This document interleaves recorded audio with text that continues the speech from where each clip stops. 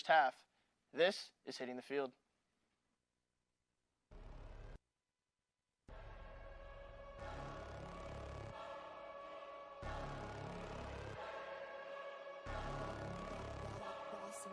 Things gon' change when I really hit the field. Undefeated chance, man, you know what's the deal. Tryna find a kid, I'm in the field doing drills. Boy, you just a sucker, you ain't never keep it real. 3 rings in my hand, I'm a warrior to the max. When I hang it up, they gon' have to give me plaques. Step up in the building and I only bring the facts. When I make a highlight, they gon' replay, run it back. Okay, always locked in, I don't got time to lax. Saying he the best, he could take a lap. Batted 1,000 when you check your stats. Boy, is you ready? You ain't gotta ask. I just really hit the field. I just really hit the field. I just really hit the field. I just really hit the field. Boy, I'm about to hit the field. All right, welcome to another episode of the Hitting the Field podcast.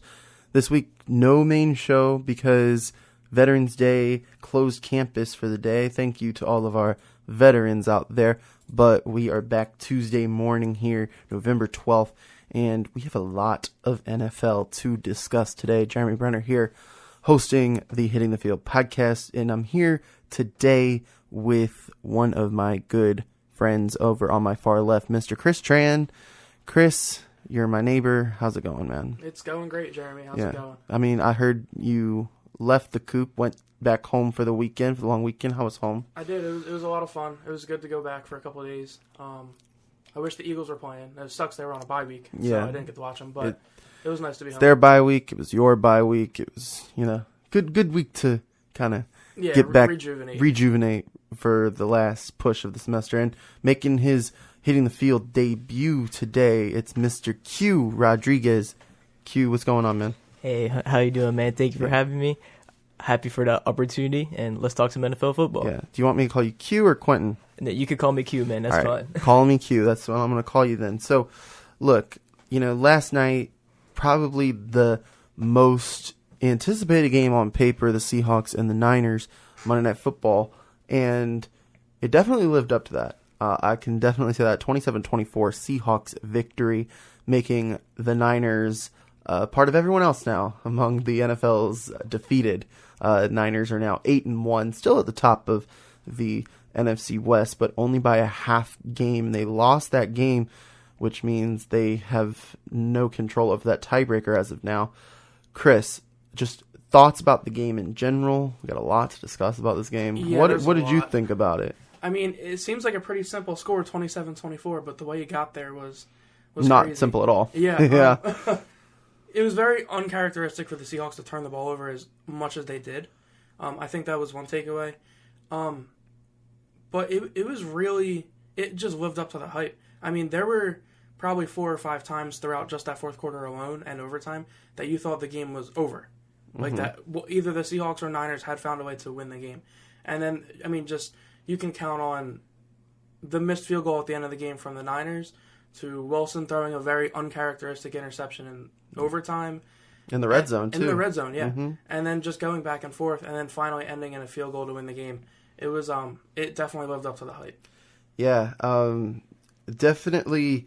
But I'll say this, though. Russell Wilson, at the end of the day, despite that interception, got another chance, and he did not waste that one. Russell Wilson, 24 of 34, 232 yards, a touchdown, and, of course, that interception also tacked on 53 rushing yards. I think that the big play that really sealed it for them was his big 20-yard run, I believe on third down. On third down, yeah. It was on third down. And OT. Overtime, less than 2 minutes to go. He brought them into Niners territory and closed the game from there. Q, I got to ask you, Russell Wilson's been in the MVP talks lately. Does this give him an edge after last night's performance, beating the only undefeated team left in the league? I honestly feel like it does because, like you mentioned before, the 49ers were undefeated up to this point. These teams are a little bit familiar with each other. They had to go to Candlestick Park, tough place to play. Levi Stadium. Levi Stadium. Yeah, no longer Candlestick. Yeah, no longer Candlestick. Excuse me on that. So they had to go to Levi Stadium, tough place to play as of recently, especially with the way that the 49ers defense is playing as of late. They were able to gather 3 turnovers off of the Seattle Seahawks, and then to prove that Russell Wilson is the MVP, I mean, even in the fourth quarter, like we just hinted on, he did have an interception, but he still had his opportunity to get the ball back, really show what he could do in the fourth quarter as well. That's when he started to pick up a little bit more offensively too, when he had the big completion on third down to the newly acquired Josh Gordon. So I feel like now, just as long as he keeps up his momentum, they'll be able to maybe even win the NFC West at this point. Yeah, I think, the words MVP, or the acronym MVP, most valuable player, I don't necessarily think it goes to the best player every season, but it goes to the person that is the most valuable for their team. And I think Russell Wilson proved why he is the most valuable player to his team, at least. I don't know if we can talk about the league yet. I think he's definitely in the conversation, and last night's game definitely proved that. However, players, like, at the end of the day, Jimmy Garoppolo, either Jimmy had to make a play or Russell Wilson had to make a play. Russell Wilson made a play. And to be 8-2 at this point in the season, I mean, props to that. I think the other people in the topic here are, obviously, I think at the beginning of the season it was kind of Mahomes and McCaffrey, but Mahomes got injured and Mahomes lost this past week. Kind of bad loss to the Titans. We'll get to that a little bit later on. But another person that I think entered their name into the MVP conversation after this weekend was Lamar Jackson. Yeah, I mean, in my opinion, that's who my pick would be right now. Not to knock Russell Wilson, but if you look at every Seattle Seahawks team that's ever played, it never goes through Wilson. It's a running attack, Wilson managing the game, and then not turning the ball over. That's really how the Seahawks win their games, and they have won their games in their past. I mean, Wilson's not going to be asked to throw the ball 40 times a game. He's going to be asked to manage the game, which nobody likes to use that word as a game manager, but he's great at it. You're never really asking him to go and make the play. It goes through the rushing attack. I mean, but Russ made some big plays last night. Yeah, he did. Yeah, he did when he needed to. That not just an ordinary player can make. Honestly, I think the quintessential version of a game manager, like, in order to throw that archetype a face, I'd say like an Alex Smith. Yeah, or I agree. Like, Alex Smith is the guy. Like a Kyle Allen right now, even a Jimmy Garoppolo, like those players. But Russell Wilson is ahead of that. And the thing is, like, I think I gotta, like, I feel strongly about this, Chris. I disagree with a lot of what you just said. I think that Russell Wilson is a big part of why they're winning. Like, let's say Russell Wilson and Jimmy Garoppolo switch places. Yeah. So Jimmy Garoppolo is the quarterback of the Seahawks, and Russell Wilson is the quarterback of the 49ers. Do the Seahawks win that game last night? Probably not. No. And if you look back to some of the games that they've had earlier in the season, the Seahawks had to, they've had. Let me look at the Seahawks schedule to start out right here. Yeah. And okay, so they beat the Bucs in overtime last week. Russell Wilson had 5 touchdowns. Do they win that game with Jimmy Garoppolo? No, probably not. But also, the argument Falcons. isn't that he's better than Jimmy Garoppolo. I mean, I think everybody knows that. I mean, fair, but then they go to Atlanta, they win by 7.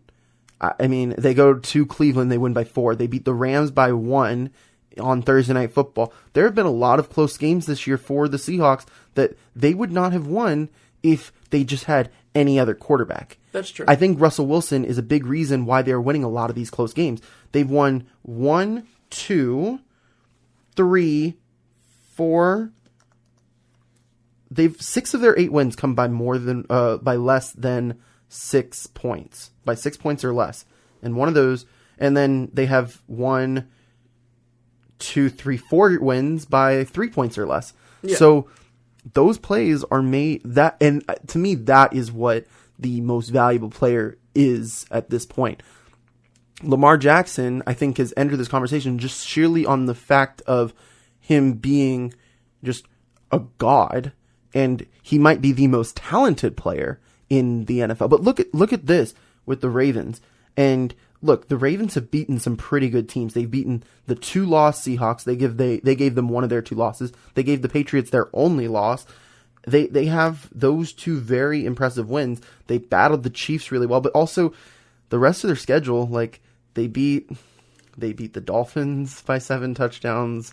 They beat the Bengals. And that's the thing, is they're the number 1 scoring offense in the league, but that's a 59-point game against the Dolphins. It's a 49-point game against the Bengals. Like, that's awesome and dandy and great, and that's, eye-popping numbers. But if you put, like, Jimmy Garoppolo or even a Joe Flacco, that's probably a better example because Joe Flacco was the quarterback last year. If Joe Flacco remained the quarterback this year, how many games do they win? Q, I'm going to throw this to you. What do you think about Lamar Jackson versus Russell Wilson? At this point, my personal pick would be Russell Wilson, but then kind of just to argue a little bit, I do feel like Lamar Jackson has thrusted himself into the MVP conversation by kind of the points you just said. He's been able to go ahead into Seattle, into a tough place to play, and beat a Russell Wilson-led team in their home. And then on top of that, Lamar Jackson is basically just making plays that we haven't seen since Michael Vick. And like you said, that kind of leads to his excitement part of the game. And I also do feel like he has a little bit better of a supporting cast around him than Russell Wilson does as well. I mean, if you look at Hollywood Brown, that man runs a 4.3, one of the fastest men in the game. And also their running attack is very valuable, where they could run their option attacks with Mark Ingram as well. So I feel like Lamar Jackson does have a little bit more help, but my pick for MVP still would be Russell Wilson because, like you said, he's been able to really be the cornerstone of the Seattle Seahawks offense and come through whenever they need it. Yeah. So, I mean, the Ravens here, their next month comes 4 games against teams that are in the playoff picture as of now. You have home against the Texans. You go at LA to face the Rams, Monday Night Football. Home against the Niners on a short week, and then you get the Bills on the road, which in December, Buffalo is not the place you necessarily want to play. Not at all. No. So I think this stretch of games is really going to define whether Lamar Jackson is in the conversation, because I do think that Lamar Jackson can take it away from Russell Wilson or whoever, just simply based on, his production in the second. Like, he could just simply be the best player. And sometimes the MVP does go to the best player. Sometimes it goes to the person that's the most valuable for their team. It's honestly just a question of where do the voters want to go this year. Do they want to go with the best player, which I believe at this point is Lamar Jackson, or do you go with the person that has helped the team ascend to heights greater than they possibly could have ever achieved, which I believe is Russell Wilson. Yeah, but at the same time with these 3 and 4 point wins, you have a 1 point win against the winless Bengals. So how much? I mean, are we really going to weigh that like that? Remember when the Bengals looked real good? Yeah, that was their best game. Yeah, you have a 2 point win against the Steelers in Mason Rudolph's first ever start. I don't know how high we're going to value that. The Falcons, they had that game beat. And then the Falcons came back in the second half, scored 20 unanswered points.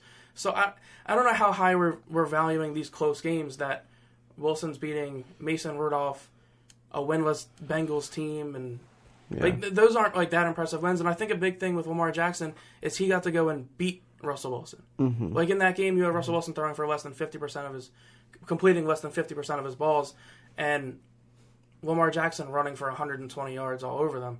I think that's when at the end of the season, that's an easy game to compare because both teams are going to be in the playoffs. Both teams are going to have a very good record. But when you look at the head-to-head, Russell Wilson didn't have a very good game against the Ravens, and Lamar Jackson kind of ran all over them. Mm-hmm. Yeah, Russell Wilson's also going to get a chance to prove himself in the next month. His next 4 games all come against teams plus 500. You have they're on the bye this week, but then they have to go at the Eagles on Sunday Night Football, home against the Vikings Monday Night Football, at the Rams Sunday Night Football. They have 4 straight games, national TV, night, primetime games. Yeah, that's crazy. It's because, people want to see them. The primetime games this year haven't been great, but it looks like they're about to start heating up. Yeah, exactly. And that's usually what happens at the end of the season. I kind of want to drive back to this week, though, because there was maybe an hour, because, look, I watched my games. I put the cable game on my TV that gets my cable. I got another TV in the back with Red Zone. I got something on my laptop. I'm one of those people. Yeah, you've got quite the setup. My eyes were like a tennis match. Just this Sunday. This last Sunday, right at the end of the early games, it was like, what's going on over here? What's going on over there? I was like a freaking squirrel, man. Like I was bananas. If you walked in and had no idea, no context of the situation, you would think that I was bonkers. But look, this was maybe the best set of games that we've had in the last, over the season. So I kind of want to start. I kind of want to start in the AFC with the Chiefs and the Titans. I feel like that deserves a little bit of love, a little bit of attention. The Chiefs went into this game a favorite, obviously, but they couldn't get the job done against Ryan Tannehill and the Tennessee Titans. Yeah, I can't figure out the Titans for the life of me. Because, like, I want to say that the 5-5 Titans. Yeah, like, I feel like this is every year. Like, I want to say that they stink, and then they're a 500 or better team. And, I mean, even the way this game started out 10-0, you thought this was going to be another typical Patrick Mahomes day where he just puts up 45 points and they blow the team out. But the Titans just never went away, and the fourth quarter is when they needed to show out the most, and they outscored the Chiefs in the fourth to take the lead and win the game. I mean, I just have no idea what to think about the Titans. The one thing we do know is the Chiefs' defense is horrendous. And if they want to make a push for the Super Bowl, they need to play better. I mean, the trade deadline's passed. No one's coming to save the day. They just need to pull it together and play better if they want to make a run at the Super Bowl. Q, I want to ask you this question. Did the Chiefs win this game, or the Titans, or did the Chiefs lose this game, or the Titans win this game? I mean, I believe that the Titans won it, to be quite honest, because if you look at it, they ran the ball at will against the Kansas City Chiefs. The Titans accumulated 225 total yards on the ground, and then on top of that, they had that big run by Derrick Henry in the fourth quarter. So I feel like as the game progressed, they just couldn't. They were just getting tired, and I just feel like they're really being ran down. And then on top of that, Ryan Tannehill. I mean, who knew that man came back? He had a really good fourth quarter drive to help seal the deal as well. And Patrick Mahomes even did get the ball back again, but he just couldn't quite seal the deal. So I feel like maybe it's with Andy Reid again, because I as a Eagles fan, I do know how he can kind of go away from his game plan at times, kind of later in the second half, try to stay away from the running game. Maybe they couldn't quite close it out, but I still feel like the Tennessee Titans, they put on their big boy pants, ran all over the Chiefs, and it just showed why this defense is still a little bit suspect. And they already and to Chris's point,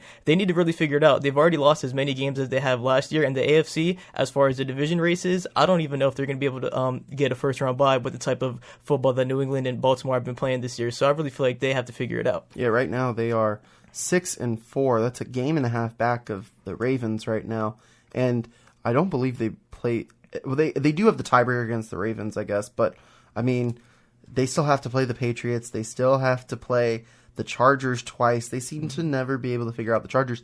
The thing is, the Chiefs in this game, it was Patrick Mahomes' first game back from injury, 530 yards, and you lost the game. Oh yeah, he was spectacular. I mean, Mahomes, yeah, he didn't look like he missed a beat. Like it wasn't on Mahomes. He was making plays all over the place. Tyreek Hill had, I think, 19 targets. He didn't have a problem throwing the ball around. It was just more so on the defense. And like you said, Derrick Henry did whatever he wanted. Yeah, I mean, look, when you have a guy like Patrick Mahomes who can get you 446 passing yards, and you can't win the game, and you still lose the game. You can't carry the team. Yeah, I mean, he did carry the team, and it still wasn't far enough. But he didn't carry him far enough, yeah. Exactly. I mean, that, to me, just kind of shows how poor that defense is. Yeah. And the Titans aren't a great offense. No, they're not. Yeah. It's the Ryan Tannehill-led offense that, look, they had, but I'll tell you this, Derrick Henry, 188 yards on the ground most of the week. Look, the thing is with the Titans is I think they play up to their competition. Whenever there's a big game, they will show out. They've had tendencies of beating teams like this. And for some reason, Andy Reid cannot figure them out. Because, look, 2 years ago, when I think it was Alex Smith's last game as the Chiefs quarterback, yeah. He couldn't get it done with the fourth quarter lead against the Titans at home. And look, to me, I think this is what we learned from the Chiefs. The Chiefs are no longer contenders to win the Super Bowl. They can't be. They are no longer contenders to win the Super Bowl. I think that, look, when Patrick Mahomes was healthy, Patrick Mahomes had probably arguably his best game of the season, stats-wise, but they couldn't get it done. And that's just, like, it's mind-blowing me. They're 6-4 right now. 6-4, and their schedule is not indicative of one that they can turn it around. You know, if they wanted to buy, they'd probably have to win 11, 12 games, and that's going to be very difficult down the stretch here. I mean, they can get win. I think, honestly, you know, they play in LA, they play in Mexico City next week. That won't be an easy game to play, but I do think that they can get it done. I'm worried against them against Patriots, December 8th, but after that, I mean, and their bye is coming up, so they will get healthier. But it's going to be very hard for me to see, because at this point right now, they're going to have to go on the road that second weekend, and I can't see them. Offense doesn't travel as well as defense. Exactly, and my thing is, I feel like Bill Belichick will be easily able to game plan against that defense. I actually think that the Chiefs are still the best team. Oh, me too. That can beat the Patriots. Yeah. Even though the Ravens did, I still think the Chiefs and the Ravens have relatively even chances. I mean, it's hard to say that because the Ravens did end up beating the Patriots, but like at the end of the day, if it's played in Foxborough, I liked the Chiefs' chances better, only because Mahomes can go for 45 against anybody. Like, it doesn't really matter. Exactly, Yeah. and that's why I'm looking forward to that game in a couple weeks. But Q, I do want to ask you, just, you know, can the Chiefs pull this around? Can they pull it back and make this late season push right here? They got 6 games left. Can they do it? I believe that they can. I mean, Andy Reid, he has faced a lot of adversity, and then again, they are playing in the AFC West, which has proven to be a little bit more of a tougher division than we thought. But I still feel like they'll be able to win the division and probably not sneak into the playoffs, to make the playoffs as, at this point, probably a 4 seed. I do feel like that they'll be able to put it together. I mean, Patrick Mahomes, as far as most valuable player to a team, that is definitely Patrick Mahomes, like we mentioned. I mean, the man is just out of this world. I mean, is it? Because Matt Moore won his game. Is Patrick Mahomes a system quarterback? That's the real question here. Is he a system? No. I don't think so. No, I don't think so either. But I think the one team that actually poses somewhat of a threat, New England, or in just the division, is Oakland. And you know, Oakland started off the week with a 2-point win on Thursday Night Football. It was definitely a game that put the Raiders in the right direction. And that's where I want to kind of shift my focus to next. So this week, the wild card in the AFC got a little more muddier, with Indianapolis losing to Miami at home and Pittsburgh beating the Rams at home. And then the Titans won and, you know, the Raiders won. So look, if you look at the spot, and then Buffalo lost. Buffalo showed signs of slowing down. They're 6-3. They currently have that first wild card spot by a full game. But you look at this: Pittsburgh, Oakland, Indianapolis, Tennessee. Chris, I'm gonna throw this to you. Who has an edge in that wild card right now? I mean, out of those, so 4 teams: Oakland, Pittsburgh, Indianapolis, Tennessee. Who has the edge? I think it's Indianapolis because I think they have the best roster. I think Jacoby Brissett's going to be back in probably a week or two. But the way that they've constructed that roster, they're not relying on one player. They've developed a rushing attack. They've developed their offensive line over the last couple of years. They have receivers that they can rely on, and their defense is much improved from the past couple of years. I get that, Chris, but they lost to the Dolphins at home, Chris. Yeah, everybody defend slips that. Up. Everybody slips up. Everybody slips up. It's just a game. It's a game in November. I don't think, in the grand scheme of things, they have a good coach, they have a good quarterback, and they have a good system. And I think that's what's gonna bring them up. If you look at the Titans, you're not relying on Tannehill. If you look at the Steelers, you're not relying on Mason Rudolph. Like, I just think that the Colts have a better system in place.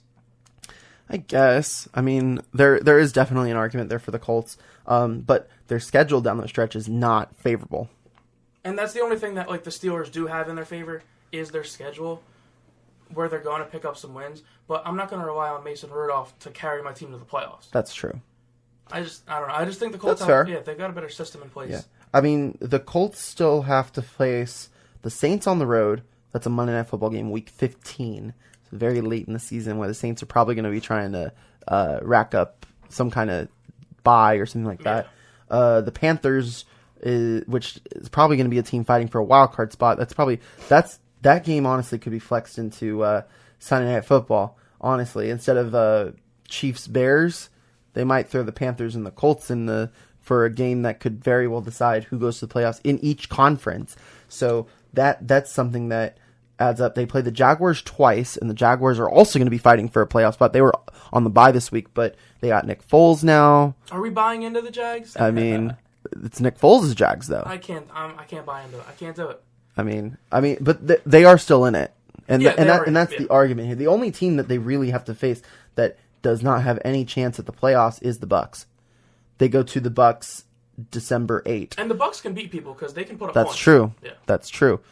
Q, are you buying into the Colts stock right now? Into the Colts, I mean, I still do believe that they will make a wild card, but then just for sake of argument, a team that I think is going to make a wild card in the AFC will be the Oakland Raiders. Now, looking at their schedule, it's pretty favorable. I mean, the only game that I really could see them like maybe possibly as a definite loss would be when they have to go to Arrowhead and play at the Chiefs. But then again, it is a division matchup. They played them a little close the first time that they did play them, so hopefully we'll see what can happen there. As we talked about before, we do know the struggles with the Chiefs' defense, and I just feel like this team is coming around a little bit more with the progression of Derek Carr.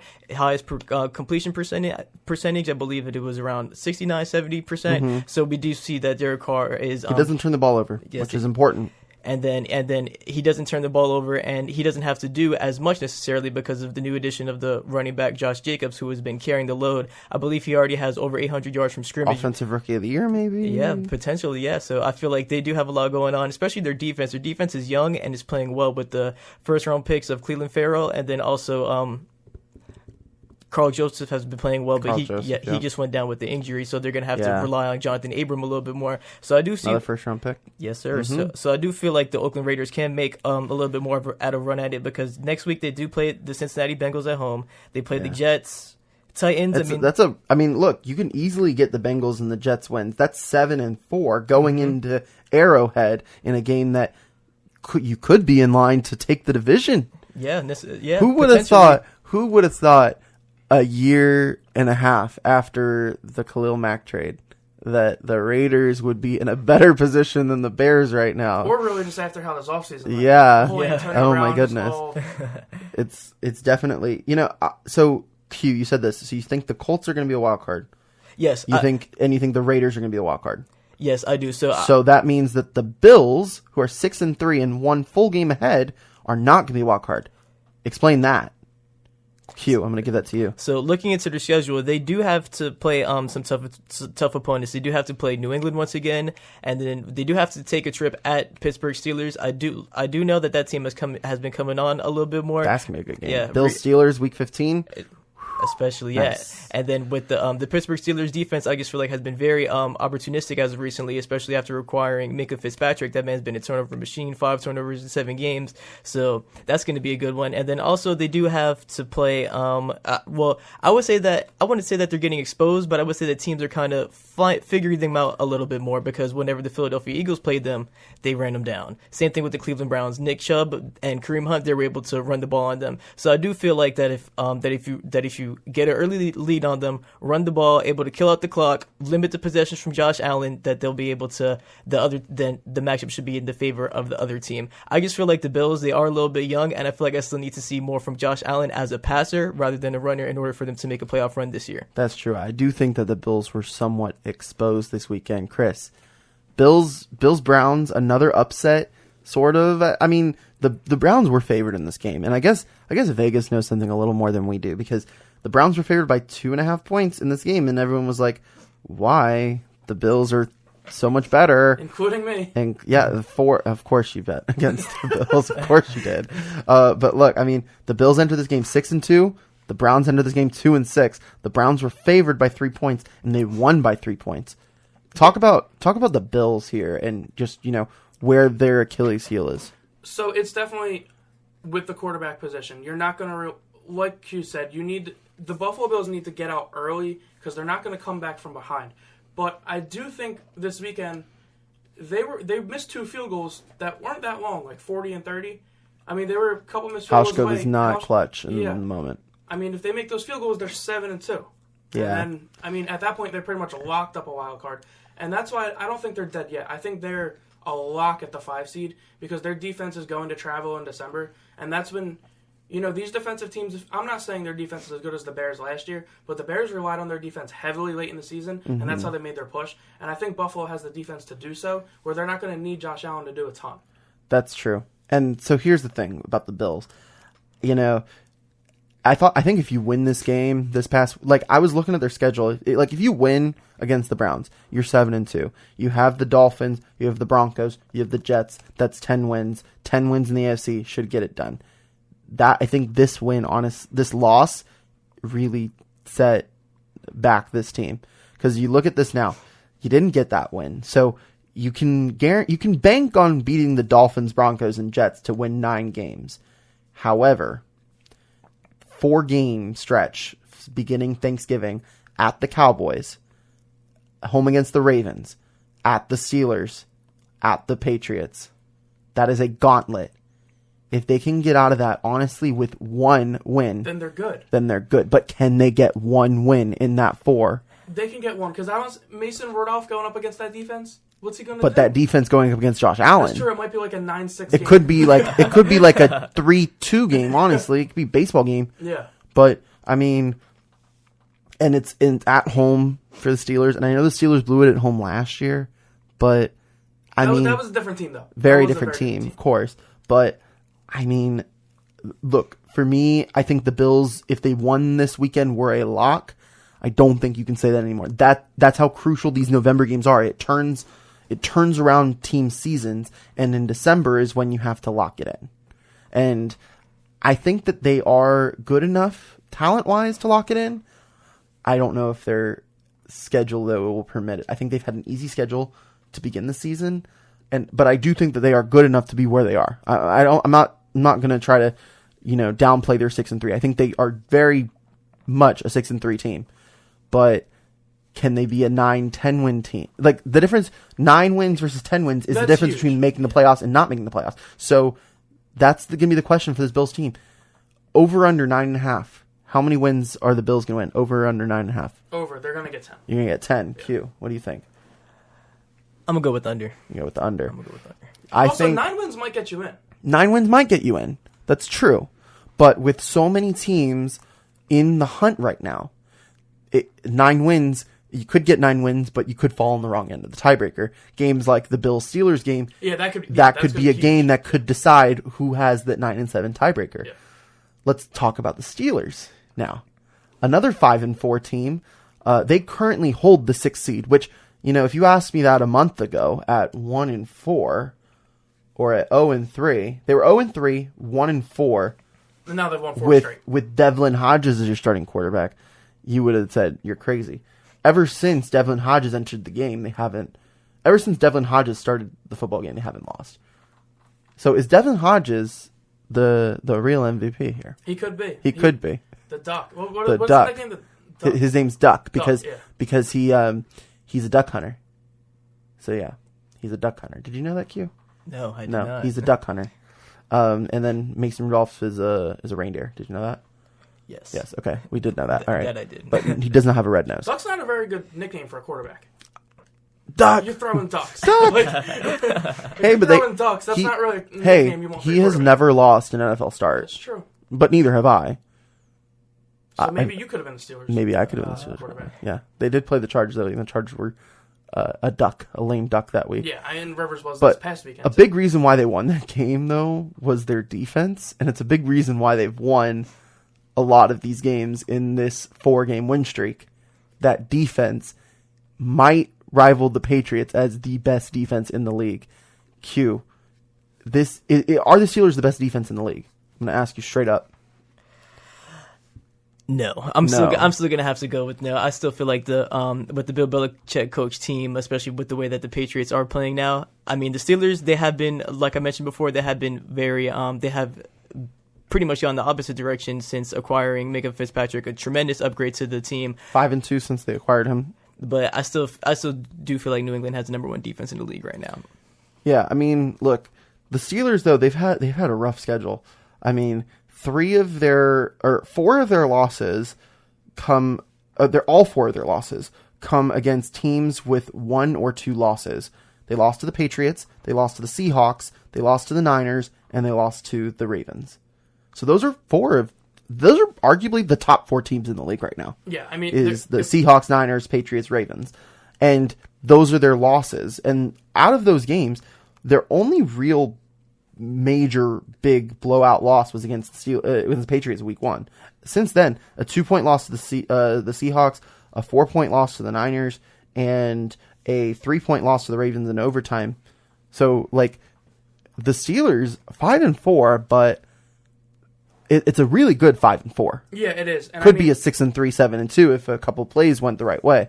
And yeah, this week really surprised me because I thought, the Rams have been Jared Goff's been really iffy this whole year. Mm-hmm. At best, he's been iffy.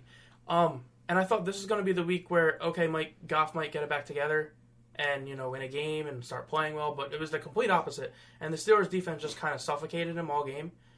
He couldn't get anything going. And also for Cooper Kupp to not have a catch, that should be a crime. I mean, the Rams need to use their best weapon on offense and get him involved in the game, and he had 0 catches. Especially with Brandon Cooks out as well. Yeah. Cooper Kupp needed to be a big focal point in that offense, and he simply wasn't. Robert Woods was, though, 95 yards on 7 catches, but and then Gerald Everett also 8 catches, 68 yards. Cooper Kupp was only targeted 4 times. Yeah, 4 times. That can't happen. That simply can't happen. And did you know this man named Johnny Munt had more catches than Cooper Kupp did? Oh. Did you get that on your bingo card? Johnny Munt with more catches than Cooper Kupp? Did you start him in fantasy, Q? No, I actually don't play fantasy. You don't play fantasy? Unpopular, interesting. Yeah. I mean, hey, I had Zach Ertz in most of my fantasy leagues this week. Couldn't start him. I started Foster Moreau. He had no catches, no yards. I should have started Johnny Munt. You could have started Ertz and it would have done the same thing. I should have started Zach Ertz or I should have started Johnny Munt. But I digress. But anyway, this game was huge in terms of the balance of power, not just in the AFC, but the NFC as well. The Rams needed, because the thing is, the NFC is much more stacked. 9 wins likely won't get you in. No, you're going to need 10. Yeah. You're going to need 10. And the Rams, this is a game they could have won. A touchdown would have done it. They did not score a touchdown on offense. Rams, pretenders or contenders after this week? I'm going to go with pretenders. I really feel like this team is suffering a huge Super Bowl hangover. I feel like just Jared Goff has not played up to his contract this season, and I do feel like Todd Gurley, whatever the case is with him, he just hasn't been quite the same. And then, I don't really know what's up with the whole entire offensive scheme. They claim that they want to be a run-first team, but they can't run the ball because they can't because they can't block. And then on top of that, they can't throw the ball that well because they can't protect Jared Goff. And I just feel like, just how we mentioned before, you have to get the ball to Cooper Kupp. He's a slot wide receiver. Try to get him the ball and some screens, some shallow crosses. Just try to get the ball into your playmaker's hands. And I feel like if Jared Goff is throwing the football for over 35, 40 attempts, that's not a success for the Rams to win the game. I feel like there needs to be a balanced attack, run the football, and set Jared Goff up with some easy completions through the play action, regardless of who the running back is. But I just feel like this Rams team is a little bit lost, and their defense has not played up to par as it was last year. I feel like they should have kept Marcus Peters. I do understand how it may not be a scheme fit, and then the same thing with Aqib Talib as well. But I just feel like they are pretenders as far as the NFC playoff picture is concerned now, because like we said, 10 wins is gonna get you, is not even guaranteed to get you a playoff berth in the NFC with a lot of good teams that we have, and then they have 2 other good teams in their very own division that we started off the show with the 49ers and the Seahawks. So at this point, I feel like you should just stick a fork in them. Yeah, because look, the Rams, if you say you need 10 wins in the NFC this year, they have 3 games left in the season. Granted, 2 of them are at home against the Ravens and the Seahawks, but you have to go and face the Niners on the road. They have to win one of those 3 games if they want at least 10 wins. And they need to go to the Cowboys, too. And they need to go to the Cowboys. So and that's 4 potential games they could lose. It's going to be very difficult for the Rams to be able to do that. But I want to focus back on the AFC here. Q, you already said the Raiders and the Colts would make the playoffs. So why aren't the Steelers going to make the playoffs? The Steelers, well, I just feel like they need more production out of their quarterback position. I do feel like that they have been playing well as of late because the defense has been opportunistic, like I said, setting them up shop on short fields and having them for opportunities to catch in on short fields. But I just feel like I need to see a little bit more out of the quarterback position, which is no discredit to Mike Tomlin. He has been doing a tremendous job working with what he has, but I just feel like you need to be able to score some points in this league. That's especially fair. with the way the game is going now. That's fair. Their schedule coming up, they have to go play the Bills, they have to play the Ravens, and they have 2 games in their next 3 that they go and face Baker Mayfield and the Browns, a rejuvenated Browns team that I think could play spoiler at any point. The Browns, their 3 wins this year have, I believe, all come against playoff teams, which is kind of bizarre to think about it, or actually, no, 2 of their wins, they beat the Jets, not a playoff team, unfortunately, but they beat the Bills, and they beat the Ravens, too, the last time the Ravens lost, so, I mean, the Browns could easily play spoiler, at least in one of those games. They do get the Bengals only once left in the season, they have to go play the Cardinals once. I mean, look, 9 wins is doable, but the thing is, 9 wins is a maybe, it's not a yes in the AFC. It's not where you want to be. You want to be at 10. And because at that point, you're not looking for other teams' help. If you can get 10, you're going to get in. Mm-hmm. So that's really what you're looking at. So do you think, Chris, who are your 2 wild cards right now? So I have the Colts and the Bills. The Colts and the Bills. And then you got the Raiders and the Bills. Colts Raiders, excuse me. I'm going to try to answer this question here. I actually think that the Raiders' schedule, you sold me. I think the Raiders are a legit contender for these playoffs now. I don't know. If you just look at this Thursday night game alone, did the Raiders win this game? Like, it's a good question. Did the Raiders win the game or did the Chargers lose it? That's true, but also they play the Bengals. Yeah. They play the Jets. Those are 2 games you can definitely win. That gets you to 7. They're gonna have a couple like back and forth games. Like they have to play the Titans once. They play the Jaguars, the Chargers, teams that are still going to be in the mix. And honestly, the Chargers might have lost that game, so you really can't even count out the Chargers, honestly. At 4 and 6, yeah. I mean, look, 4 and 6 is obviously not where you want to be. They have a bye week next week, not this week. But and then you also have to keep in mind that the Jaguars are still very possibly in it. They get 2 games against the Colts that could change everything. A game against the Raiders that could change the whole that game's huge. Playoff picture too. If the Chargers win that game, then they're right back even. Well, there'll be a game back, but they'll be even on a tiebreaker, and then that's the thing. There are so many games in the AFC that still need to play out in order for. And that's the thing. Like last week, I was here with Chris and John. We talked about the first college football playoff rankings, and we were talking about LSU Bama, how that can affect, and honestly, we're seeing something very similar here in the AFC, where there's so many different outcomes, so many different scenarios that could come about, and there's teams are just going to beat up on each other. Exactly, and it'll be very clear cut at the end. And it's just going to be who can stretch at the very end, and who can put one hand across the finish line. But then you got to go lose the Patriots. So it's like, what are you really fighting for? I mean, you're hoping Chiefs in the first round or the Texans in the first round. Those 2 teams are a step ahead of all of these. I think you have like the tiers in the AFC are pretty much. I think the Patriots are still at the top tier. Yeah. Then the Ravens are clearly in their own tier. Then I think you can put the Texans and the Chiefs in the 3rd tier, and then you put everybody else basically, like the Bills, Steelers, Raiders, Colts, Titans, Jags, and even the Chargers. You can all put them all there. 7 teams in the next tier. So that's the thing. But also next week, I want to talk a little bit about next week because we do have a lot of games next week that are very intriguing. Week 11 of the NFL season. Is it week 11? Yeah, week 11. It's crazy how time flies. But next week there are some pretty big games. Patriots, Eagles. Yeah, I know you both. I'm going to give you the floor to talk Patriots, Eagles. Both of y'all figure it out. So just Patriots, Eagles. What to look for this weekend? All right. So what to look for this weekend? The Philadelphia Eagles are coming off of their bye week to host the New England Patriots. I'm honestly expecting a grudge match, a lower scoring match. I think it'll be pretty close to closely contested, decided by a possession. I do feel like if the Philadelphia's key to win the game is like they are very limited at the receiver position right now, so I would recommend that Doug Peterson shifts his game plan a little bit towards running the football with Jordan Howard, Miles Sanders, and even throw a little bit of Darren Sproles in the mix, and then hit him with some play action, across the field to the newly acquired Jordan Matthews. Because I feel like in order to defeat this Patriots defense, you can't really go out and vertically. You kind of want to try to attack the middle of their defense, including their linebacking core.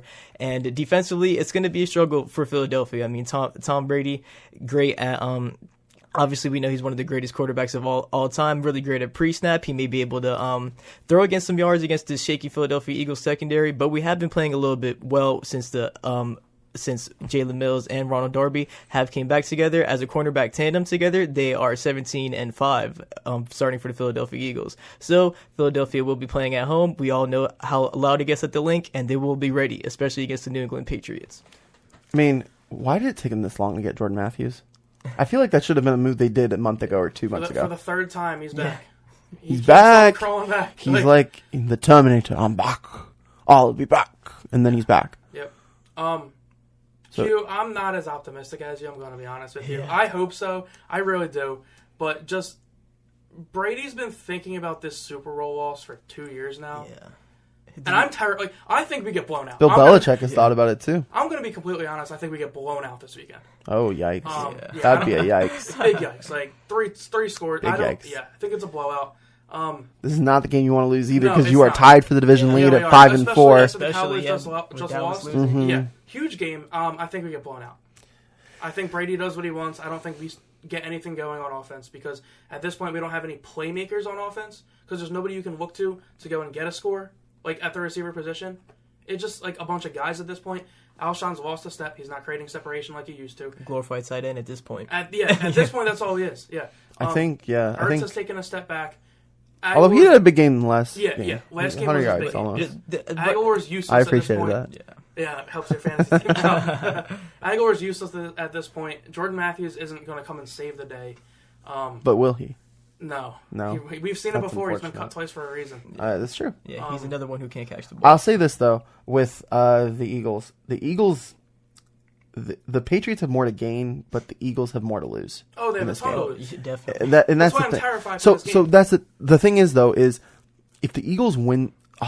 it's difficult. Maybe I'll recant what I just said. The worst thing is, this would be the biggest Eagles thing to do, is to win this game and then lose to somebody bad. Yeah. That would be it happened, I mean... They're going to lose to Miami. Yeah, aside from the Super Bowl year, the typical Eagles thing to do would be to win this game and then lose to, like, the Redskins in Week 15 or something. I mean, hey, it could happen.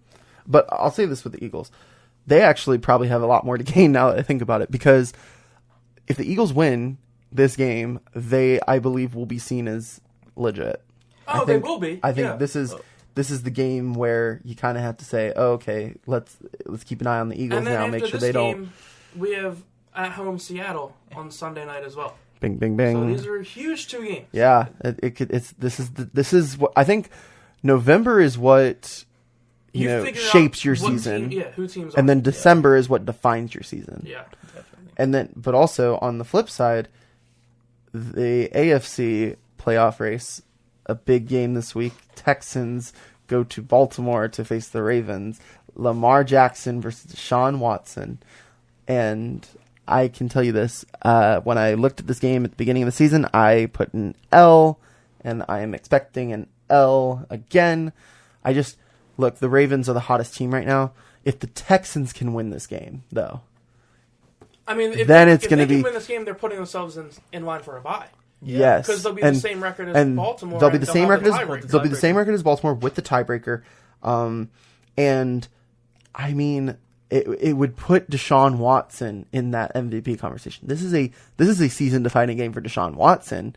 And look, I think the Texans need this. The bye could not have come at a better time for the Texans. They are injured as they possibly can be. Probably one of the more injured teams in the league at this point. But they get back a lot of their pieces in the secondary this week, which I think is important. But the thing is, the one team that I feel like you don't even really need a secondary for is the Baltimore Ravens, because they're running the ball or they're using their 3 tight end sets, and that is something that the Texans have struggled with in the past. I'm not expecting a win, but also I didn't expect the win against the Chiefs at Arrowhead.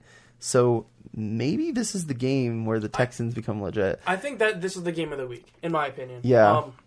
Because Watson's been playing out of his mind, especially late. So is Lamar Jackson too, which is crazy. Yeah, because Lamar Jackson is clearly in that MVP hunt, and Watson, like you said, is like just outside. Like he's trying to put himself in it. Yeah. And the way he's been playing in second halves of games is incredible as well.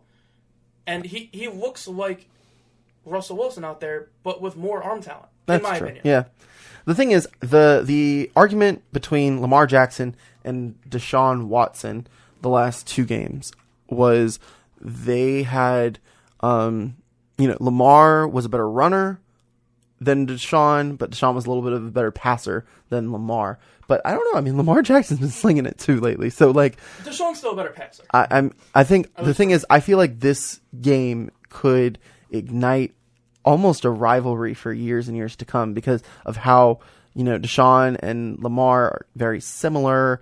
And they're both not going anywhere. I mean, these are going to be their quarterbacks for... Yeah, I have a hard time seeing the Texans let go of Deshaun at any point. Yeah. The thing is, in past seasons, the best player for the Texans has never been their quarterback. It's always been, it started at Andre Johnson, then it was J.J. Watt, Aaron Foster, and then last year, and then when he got hurt, it was DeAndre Hopkins. This is the first year in Texans franchise history where their quarterback is the star. And I don't think that you necessarily need a quarterback to be a star in order to succeed in this league, but I do think that it helps you remain relevant for a longer period of time, gives you longevity in this league. And that's the thing is, like, with a franchise quarterback like Deshaun Watson, I know that the Texans will at least be in the conversation to contend every year while he's under center. Yeah, because, I mean, with a player like Watson, other parts of your team doesn't have to be great. He makes players better. Yes. He makes players better. So and he can win games. And that's also Lamar Jackson. Yeah. That's also Lamar Jackson. Lamar Jackson makes Mark Andrews look like Gronkowski at this point. Is he the only passing option that Lamar makes look better? He has all the white tight ends in the league that he could want. Yeah, you got Nick Boyle, you got Mark Andrews, Hayden Hurst, 1,000 years old Hayden Hurst. Hollywood Brown's his deep threat, which I think was important for them to get in the draft, but they don't use Hollywood Brown that often. Hollywood Brown's kind of like lightning in a bottle. You only really use him once every game, and he gets you a big play. I don't know if Lamar makes all his playmakers better. I think he makes the tight ends better. Yeah, I don't necessarily know if he makes the receivers better, but I think the thing is that, and then Mark Ingram has had another great year. I think underrated free agent signing for sure. So, I feel like they were bringing him to bring along Justice Hill, but Mark Ingram's done absolutely nothing to lose that job. Exactly. I mean, it's his team for. I mean, I don't know what contract he's on, but I imagine he'll be back next year. He's done, obviously this works. Yeah, and Q. I'm gonna give you guys pick the game. I'm not gonna pick the game because I'm gonna pick the Ravens just because I believe in the reverse jinx. So I'm gonna go with the Ravens for this game. Ravens or Texans? Who wins this one? I'm going to go with the Baltimore Ravens. Baltimore Ravens. I'm going to say Baltimore because they're at home. Okay, both of you can get out right now.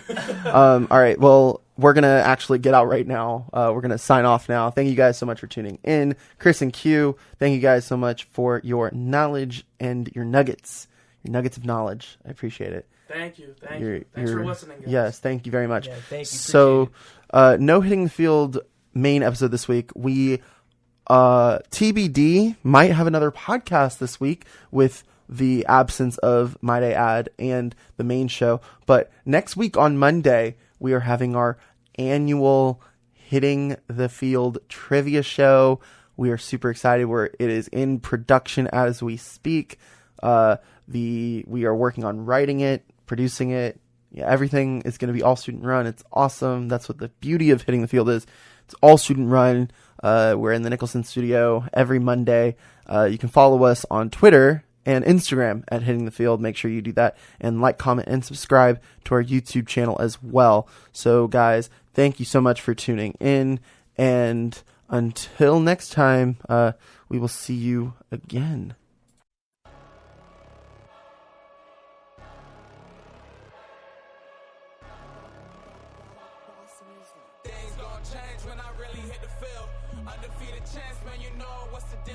Tryna find a kid, I'm in a field doing drills. Boy, you just a sucker, you ain't never keep it real.